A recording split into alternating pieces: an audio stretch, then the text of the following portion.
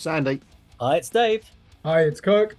Welcome to the A.D.K Rock and Metal channel, and today we are continuing our exploration of the Lawnchair youth and the bands that they've done production work with. And today's band is a band called Gel, as in hair gel, and the song is called Honed Blade.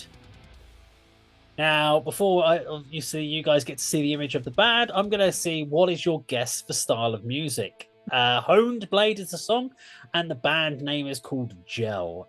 Andy, don't fucking say hardcore. No, I'm not. It gives nothing away, really, does it? Gel.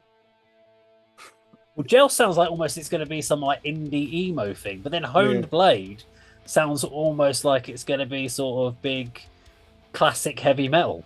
Yeah. I abstain.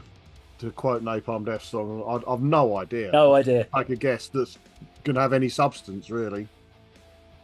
I'm going to go for noise rock. They seem to go for, a lot of those bands just go for one word. Noise like rock. Throat, for example, that Finnish band. Okay. So, yeah. Noise rock.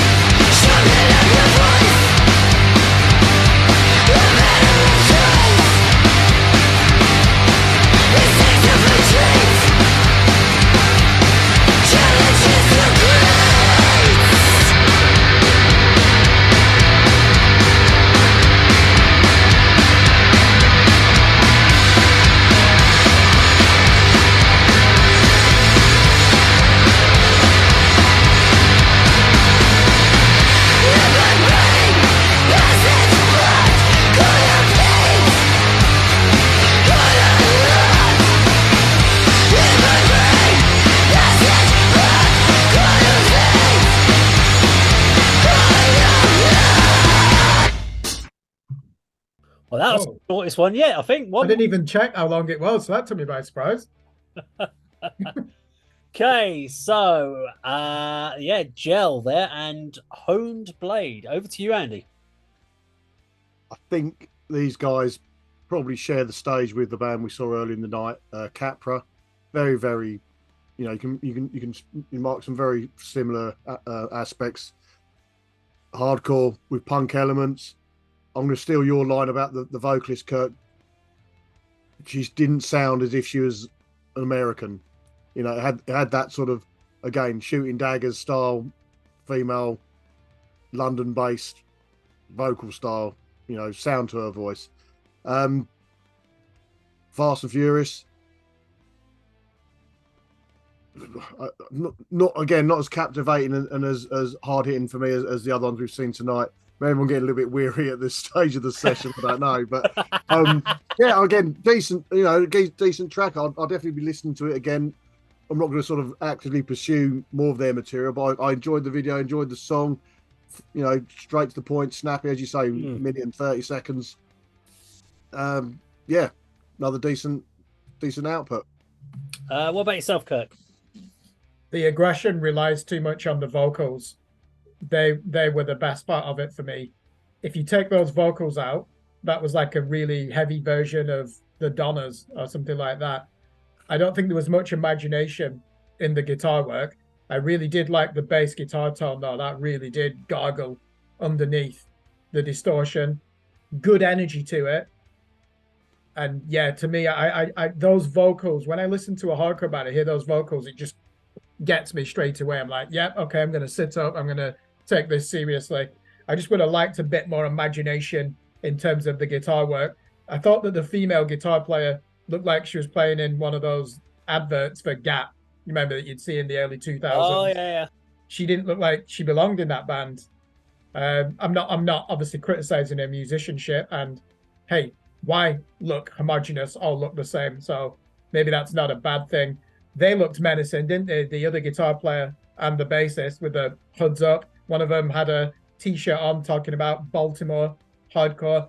So there's no doubt where their roots are. Yeah, I agree with you, Andy.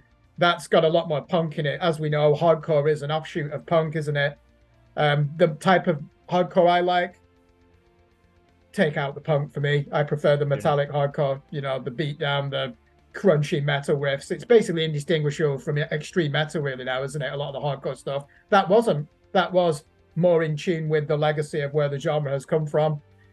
Would be enjoyable live again. I don't know if I'd be interested enough to listen to a whole album if it sounded like that. Okay. I think there's a really interesting story about how that band met, because this doesn't feel like a group of friends that decided to put a band together. This definitely feels like multiple elements. Like feels like your bass and guitarist knew each other. They were in a previous band, in a hardcore band, and the drummer's more of a grungy drummer, and the vocalist is someone that's coming later, and this guitarist has been an extra guitarist they've kind of put an advert in a paper for, and it feels like a weird kind of mixture of people that have just been brought together. But I actually really enjoyed what they did. It reminded me of kind of Dead Kennedys meets Hole or L7. That kind of there's not really any hardcore in there for me. This has got a few hardcore kind of elements of riff, but this is going back to punk. This is giving the punk attitude. This is 80s punk vibe for me from that Dead Kennedys era. And that's what they're trying to portray across. But I can tell the guitarists want a bit more of a hardcore attitude.